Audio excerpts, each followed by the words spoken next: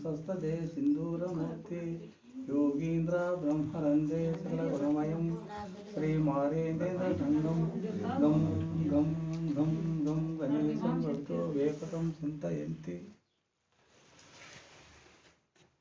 ओम शुक्लां वरदरं विष्णुं शशिवर्णं चतुर्भुजं प्रसन्नवदनं ध्यायेत् सर्वविघ्नोपशान्तये।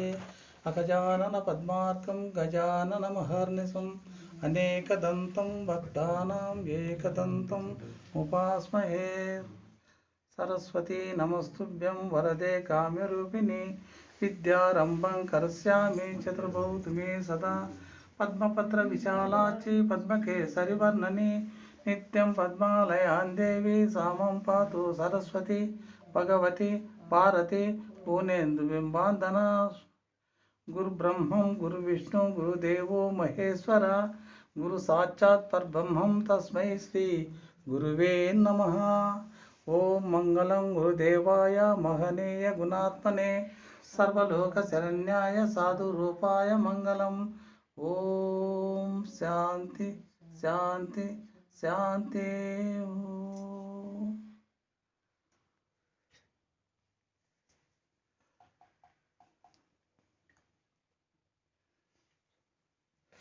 పెద్దయినా మాటలు కదా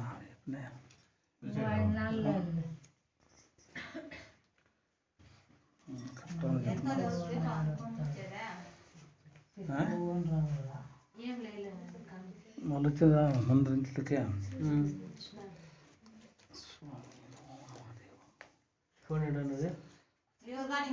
శ్రీ పార్వతీ పుత్ర శ్రీకంఠ తనయుండ ఏకదంతము స్వామి నీకు మ్రక్కెదను మందార పుష్పంబుల చందనంబున నేను గణనాథ నీ పూజ ఘనముగా చేతు కన్నేరు పువ్వులను గరికి పూసలతోడ గణనాథ నీ పూజ ఘనముగా చేతు ఆది వినాయక అమరేంద్ర వందిత విఘ్నేశ్వర నీకు వేయి దండములు సత్యలోకమునందు చక్కగను వెలసిన శారదాంబ నీకు కోరి మృక్కెదను పరమేష్టి నీకు 10 దండంబులిడుదు స్థిరముగా జిహ్వల తిరుగాడవమ్మ విష్ణులోకమునందు నిష్టతో వెలసిన పార్వతీదేవికి 10 దండములు ఉరివిలో జీవులను ఉత్పత్తి గావించు ఆది బ్రహ్మకు నేను అరసి మృక్కెదను 3 మూర్తులకల్లా మూలమైనటువంటి వైకుంఠ వాసునికి వందనము చేతు కాలకోటము నాడు కంఠమందుంచిన సాంబమూర్తికి 10 సాష్టాంగములను అతి భక్తితోను శ్రీ హనుమంతునే గురుతూ అష్టదిక్పాలకులను అరసి మృక్కెదను వ్యాస వాల్మీకాది వరమురీంద్రుల తలతూ నారదాదులకిప్పుడు కోరి మృక్కెదను ఇంద్రాది దేవులకు ఎలమి మృక్కెదను ఆదిత్య రుద్రులను అరసి మృక్కెదను సూర్య చంద్రాదులను సూటిగా మృక్కెదను పంచభూతముల నుంచి మృక్కెదను దేవతల నీరీతి భావించి మృక్కెదను భూలోక కవులకును పూని మృక్కెదను దండి పవదోతలకు దండంబులర్పింతు తల్లిదండ్రులకు గురుదైవంబులకు దండంబులర్పింతు.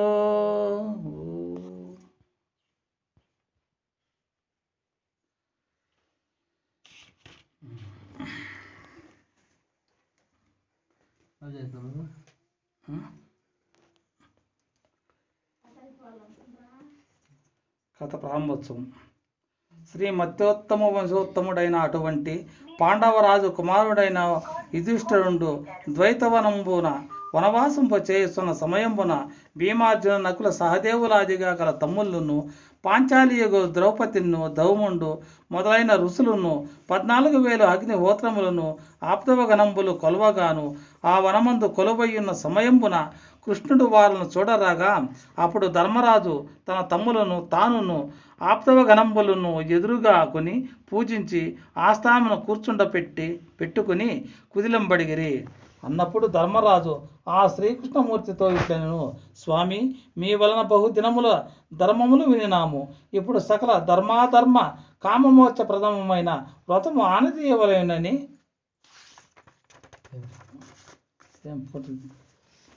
ఆనతీయవలనని వేడగా కృష్ణమూర్తి చెప్పుచున్నాడు. వినవయ్యా ధర్మరాజా, సకలమైన వ్రతములలో ఈ కేదార వ్రతము మహాశ్రేష్టమైనది, చెప్పేదను వినుము. ఆ వ్రతము ఎటువంటిదంటే దారిద్ర్యములను పోగొట్టునటువంటిది, మహాపుణ్యకరమైనటువంటిది, సకల ఐశ్వర్య ప్రసన్నమైనటువంటిది, సకలమైన మనస్సులను ఆచరింపదగినది. ఈ వ్రతము భక్తిపూర్వకంగా ఎవరు చేసిన గాని వారిలో పుత్రపౌత్రాభివృద్ధి ఎగుదురు. ఏ ఏ కోరికలు కోరి చేసిన వారి కోరికలు ఫలించును అని ధర్మరాజుకు కృష్ణమూర్తి చెప్పగా, ధర్మరాజు ఇట్లనియే, ఓ దేవా, మీరానతిచ్చిన ఈ కేదారేశ్వర వ్రతము పూర్వకాలమును ఎవరు చేసింది, ఎవరు చెప్పినది, ఎవరు అడిగినది, ఆచరించిన వారెవరు? ఈ భూలోకమున ఈ వ్రతము ఎట్లు ప్రకాశమాయను? ఈ వ్రతము చేయడమునకు మాసమెన్నడు, తిథి అన్నడు స్వామి, సర్వమును సవిస్తారముగా చెప్పవలనని ధర్మరాజు అడగగా, కృష్ణమూర్తి ఇట్లనియే, ఓ ధర్మరాజా, చెప్పెద వినుము. పూర్వకాలమున ఈ భూలోకముల విచిత్రమైన నవరత్న నిర్మితమైన ఒక పర్వతము కలదు. ఆ పర్వతము కైలాసగిరి అని పేరు కలిగినది. అటువంటి రత్న నిర్మితమైనటువంటి మంటపములనందు ఒక దినము ఈశ్వరుడు కొలువైన సమయంబున అతని సింహాసనమునకు ఎడమ భాగంబున బ్రహ్మదేవుడును, కుడి భాగంబున శ్రీ మహావిష్ణుదేవుడును, ముందర భాగంబున కుమారస్వామి, విఘ్నేశ్వర, వీరభద్రులను, ఇంకా చుట్టు ప్రక్కల సకల దేవతలను, ద్వాదశాదిథులను, అష్టవధువులను, నవ బ్రహ్మములను, కిన్నర కింపురుషులను, అవధూతలను, విద్యాధరులను, వశిష్ఠ, వానదేవ, గౌతమ, జమదగ్ని, అత్రిపర, భరద్వజ, మార్కండేయ, అగస్య, చౌనిక, వాల్మీక, నారద, విశ్వామిత్ర, శాండిల్య, అంగీరస మొదలైన మునీశ్వరులను కొలవగా, ఆ ఈశ్వరుడు కొలవైన సమయమున భృంగీశ్వరుడు నాట్యము చేయగా, ఆ సంతోషకాలమున ఆ పరమేశ్వరుడు నీ పాదములకు పార్వతీదేవి నమస్కరించి ఇట్లనియే, ఓ స్వామి, నాకు తరాలు ఎందు కలిగేటట్టుగాను స్త్రీలకును పురుషులకును శుభకరమైనటువంటిదిగాను ఒక వ్రతము ఆనతీయవలనని వేడగా, ఆ పరమేశ్వరుడు ఇట్లని చెప్పాను. ఓ ప్రియసఖి, చెప్పేద వినుము.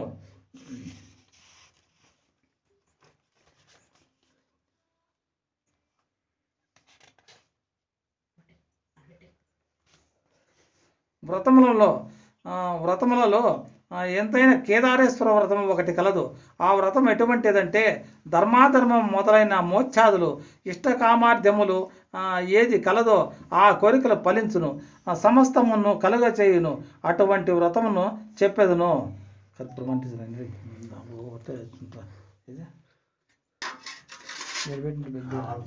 ఇప్పుడు ఒకటేస్తా.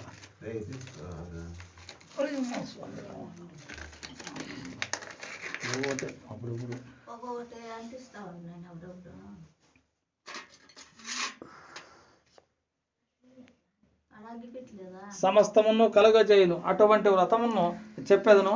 ఆ వ్రతము నీవు ఆచరించిన ఎడల మాకు అతి ప్రేమ కలదానబోయేదవు అనగా, పార్వతి ఆ మాట విని ఆనంద భరితురాలై, స్వామి, ఆ వ్రతం చేయడం ఎట్లునో ఆనతీయమని వేడగా, పరమేశ్వరుడు ఇట్లనియే,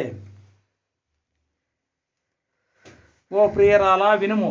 ఆశ్వీజ బహుళ అమావాస్య దినం పాతకాలంబున స్నానంబు చేసి శుచి వస్త్రంబులు ధరించి 21 పోగులు గల పట్టుదారమునకు 21 ముడివేసి 21 పసుపు వంటలు చేసి కేదారేశ్వర రూపుగా కలశం పెట్టి బంగారు ప్రతిమకు త్రిలోచనాలను చతుర్బాహులను కలిగిన పార్వతీదేవి సహితుడైన కేదారేశ్వరుని వ్రాసి షోడశోపచార పూజలు చేసి కల్పోక్త ప్రకారముగా ఆ సూత్రానికి నానా పుష్పాదులు చేత పూజ చేసి ఆవు పాలును తాంబూలమును సమర్పించి ఆ ప్రతిమకు తాంబూల దక్షిణలను పాయసాన్న నైవేద్యంబుగా సమర్పించి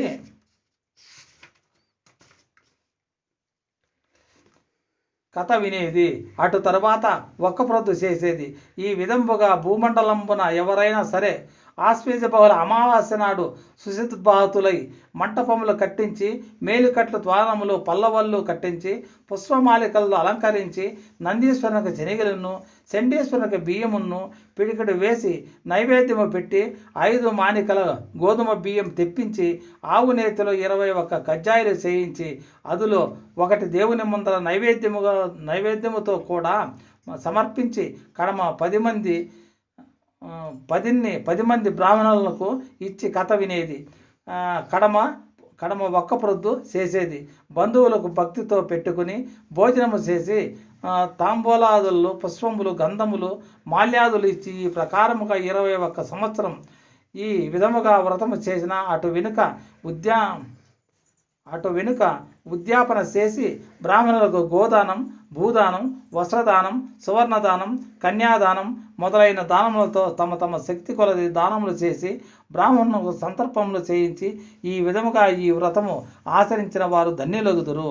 కాన ఈ వ్రతము నీవు ఆచరింపుమనగా అప్పుడు పార్వతీదేవి నోమి స్వామి మహారుద్రుని అర్ధాంగమనవడసను అని శ్రీకృష్ణదేవుడు ధర్మరాజుకు చెప్పగా ఇంకా ఒక మాట చెప్పుచున్నాడు.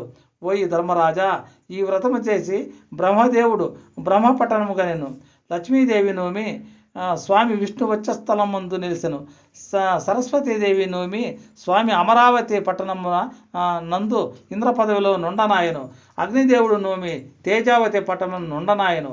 ఈ ప్రకారముగా అష్టదిక్పాలకులు నోమి అష్టదిక్పాలకత్వంబులు వడిసిరి. కృతయుగ త్రేతాయుగముల యందు హరిశ్చంద్ర నలాదులు నోమి చక్రవర్తులైరి. అనేకమైన వారు ఈ వ్రతము చేసి ఇష్టార్థములు వడిసిరి. కావున నీవు ఈ వ్రతము ఆచరింపమని పార్వతీదేవికి పరమేశ్వరుడు చెప్పి కొలువు సాధించిపోయేటప్పుడు ఏంద్రా ఉత్తట్లో ఉందిలే.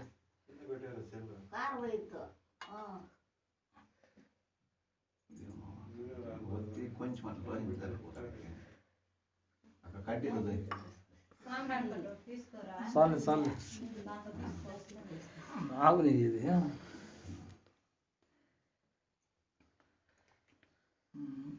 కొలువు సాధించిపోయేటప్పుడు చిత్రరథుడు అనే గంధర్వుడు ఈ కేదారవర మహాత్యమును తాను విని ఈ భూలోకమునకు వచ్చి ఉజ్జయినీపట్నమందు వజ్రదంత మహారాజుకు వ్రత మహాత్యము తాను విన్న సంగతి చెప్పగా అతడు మహా సంతోషించి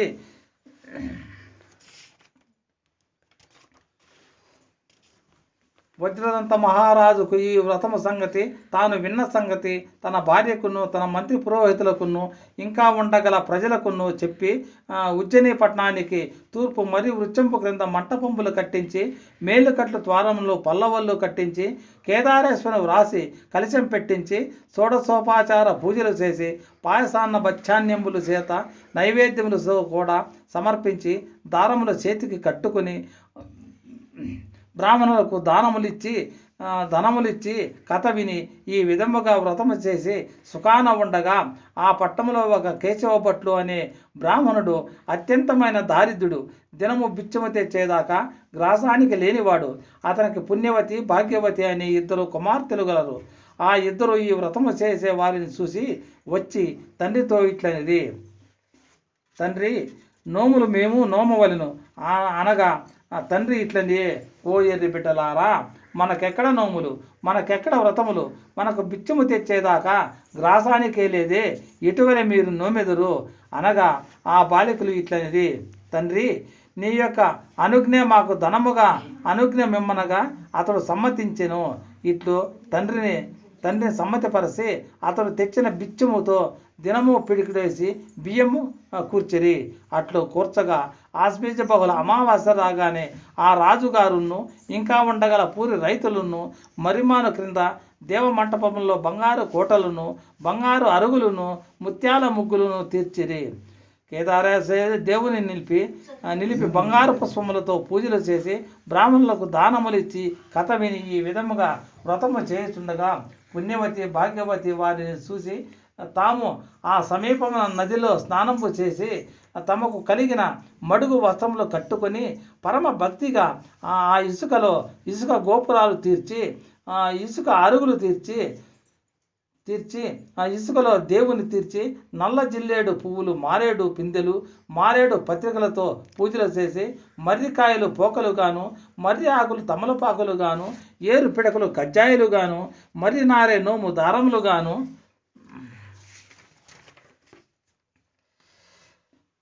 ఏర్పరచుకొని పరమ భక్తిగా ఆ దేవునికి సమర్పించి ఆ మర్రి నారే దారములుగాను చేతిలో కట్టుకుని తమంతట తానే కథ చెప్పుకొని ఆ కేదారేశ్వరకు సాష్టాంగ దండములు పెట్టి ఉన్నంత వారి భక్తికి వారి వ్రతములకు ఈశ్వరుడు మెచ్చి వారికి ప్రత్యక్షమై సకల ఐశ్వర్యములను కలుగజేయగా వారు కట్టిన చీరలు బంగారు చీరలాయను, సకల ఆభరణములను విధేచ్ఛ కలిగను. వారు రూపంబులు దేవతా కాంత రూపంబులుగా మారెను. వారి ఊరి గుడిసెలు నవరత్నమయములై ధనధాన్య సమృద్ధిగా నిండియుండును.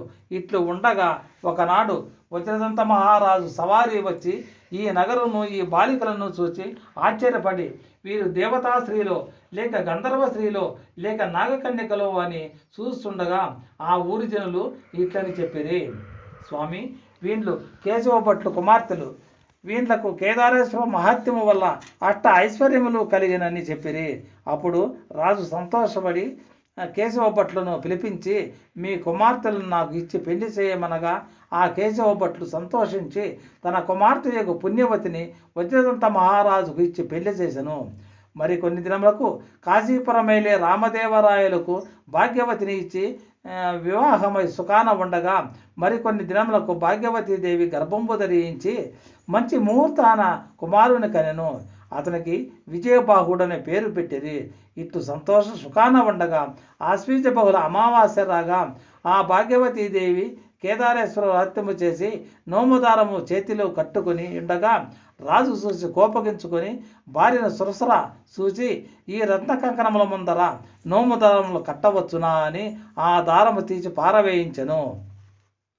ఇట్లు కొన్ని దినములు జరుగుతుండగా ఒక దినమున భాగ్యవతి తన పతికి ఆ చేతితో అన్నము పెట్టపోగా ఆ అన్నమంతయు రాజు కంటికి పురుగులై మెదులుతూ ఉన్నట్లు కనపడెను.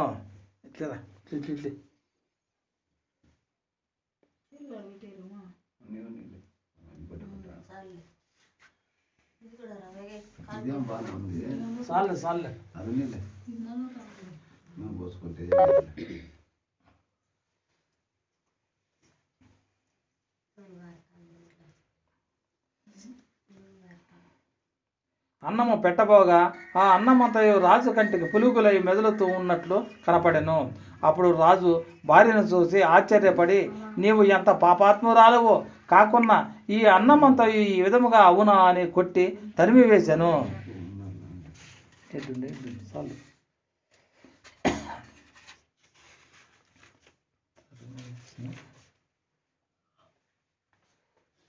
అప్పుడు ఆ భాగ్యవతి భాగ్యహీనురాలై దుఃఖపడి పుత్రులను తోడుకొని ఒక అడవి తిరిగి ఒక బోయపల్లె చేరి ఆ కుమారుని ఒక బోయవాణి ఇంట పశువుల కాపరిగా నిలిపి తాను జాడుమాలి పని చేస్తూ ఉండగా కొన్ని దినంబులు జరిగను. అట్లు ఉండగా ఒక దినమున కుమారుడు తల్లిని చూసి అమ్మా మన బంధువులు ఎవరు లేరా, నాకు తండ్రి ఎవరు, మనము ఈ బోయపల్లిలో ఉండుటకు కారణమేమని అడుగగా తల్లి ఇట్లనియే నాయన ఈ ఉజ్జయినీపట్నంబున ఉన్న వజ్రదంత మహారాజు భార్య ఆ పుణ్యవతీదేవి మీ పెద్ద తల్లి కాదా, కాశీపురమైలే రామదేవ భూపతి మీ తండ్రి అయినని చెప్పి కుమారా మనకి కష్టముల ప్రాప్తమైనదని చెప్పి ఏడవగా అప్పుడు ఆ విజయబాహుడు తన తల్లిని చూసి ఏడవద్దని సమాధానపరిచి నేను మా పెద్ద తల్లి దగ్గరకు పోయి ధనము తెచ్చదనని తల్లితో చెప్పి ఆ చిన్నవాడు బయలుదేరి ఉజ్జయినీపట్నానికి పోయి పనిహారుల వలన తన పెద్ద తల్లి ఎగు పుణ్యవతికి మీ చెల్లెల కుమారుడు వచ్చినాడని చెప్పి పంపగా వారు పోయి ఆ వర్తమానం పుణ్యవతికి చెప్పగా అప్పుడు తన చెల్లెలు కుమారుడని పిలువనంపగా అప్పుడు ఆ కుమారుడు పెదతల్లి ఎగు పుణ్యవతికి తన కష్టములు చెప్పి ఏడవగా అప్పుడు ఆ పుణ్యవతి మహా చింత చేసి ఆ కుమారునికి స్నానం చేయించి భోజ్యాదులు పెట్టించి గారాభముగా కొన్ని దినములు అచట ఉంచుకొని పిమ్మట కొంత ధనము ఇచ్చి పంపగా ఆ పిల్లవాడు ఆ ధనము ఎత్తుకొని దారిని పోతూ ఉండగా దోవలో దాహం చేత ఒక బావిలో దిగి నీళ్లు తాగను పోగా ఆ ధనము ఆ బావిలో పడిపోగా అతడు వెతికి చూచి ధనము దొరకనందున తిరిగి వచ్చి పెద్ద తల్లితో ఆ సంగతి చెప్పగా ఆ పుణ్యవతి మరలా కొంత ధనము ఇచ్చి పంపగా అప్పుడు ఆ చిన్నవాడు దారిలో పోతూ ఉండగా ప్రొద్దుగుకెను. అప్పుడు ఆ చిన్నవాడు అతడు ఒక పాడు సావడి ఎందు పండుకొని ఉండగా ఆ ధనము దొంగలు ఎత్తుకొని పోయిరి. అప్పుడు ఆ చిన్నవాడు వ్యసనపడి తిరిగి వచ్చి ఆ పుణ్యవతికి ఆ సంగతి చెప్పుకొని ఏడవగా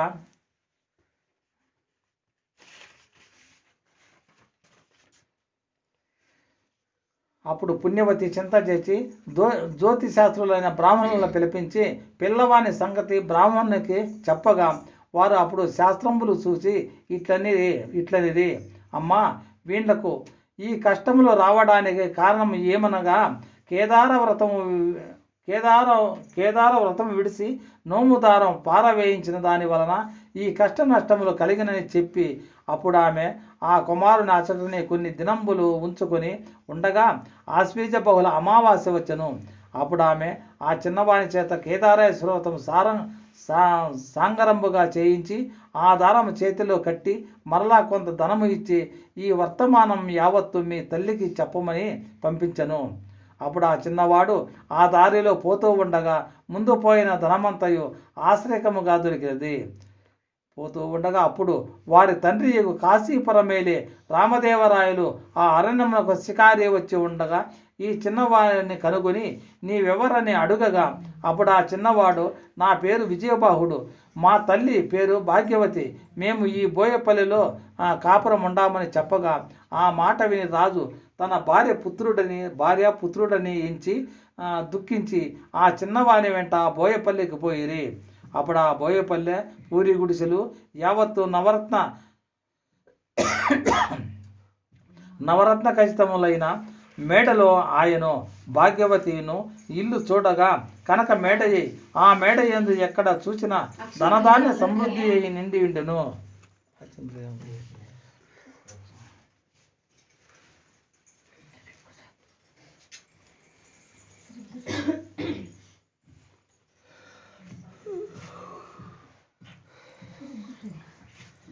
భాగ్యవతిని చూడరాగా సకల ఆభరణ భూషితురాలై గద్దెయ పైన కూర్చొని ఉండగా అప్పుడు రామదేవరాయలు భార్యను చూసి సంతోషించెను. ఆ విధంబుగా విజయబాహుల వ్రత మహత్యము వలన ఆ బోయపల్లె వారికి కూడా అష్ట ఐశ్వర్యములు కలిగెను. అంతటా ఆ రాజు భార్య కుమారుడిని తోడ్కొని వారి పట్టణమునకు పోయి సుఖాన ఉండేది. కావున ఈ వ్రతము పుత్రార్థులైనమైతే పుత్రులు కలుగుదురు, ధనార్థులైనమైతే ధనము కలుగును. ఏ కార్యములు కోరి నోమితే ఆ కార్యములు ఫలించును. ఈ కేదారేశ్వర వ్రతము ఈ భూలోకమున ఎవరైనా నోమవచ్చును. పరమ భక్తిగా కర్పూరమంటిరా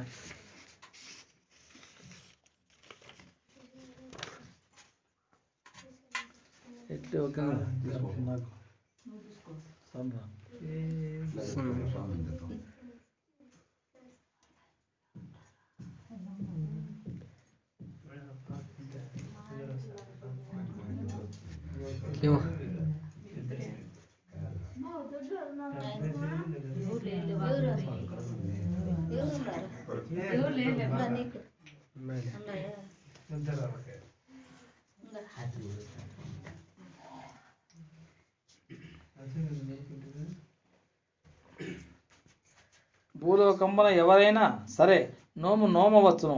పరమ భక్తిగా ఈ వ్రతము చేసిన వారికి తరతరాల యందును నైవేద్యము లేక పాప విముక్తులై సుఖాన ఉందురు. పిమ్మట అశ్వమేధ ఫలంబు కలుగునని ఈ అర్థమంతయు సందేహంబు లేదని శ్రీకృష్ణ భగవానులు ధర్మరాజుకు చెప్పెను. ఇది స్కాందపురమున చెప్పబడి ఉండే కేదారేశ్వర వ్రతం సంపూర్ణం.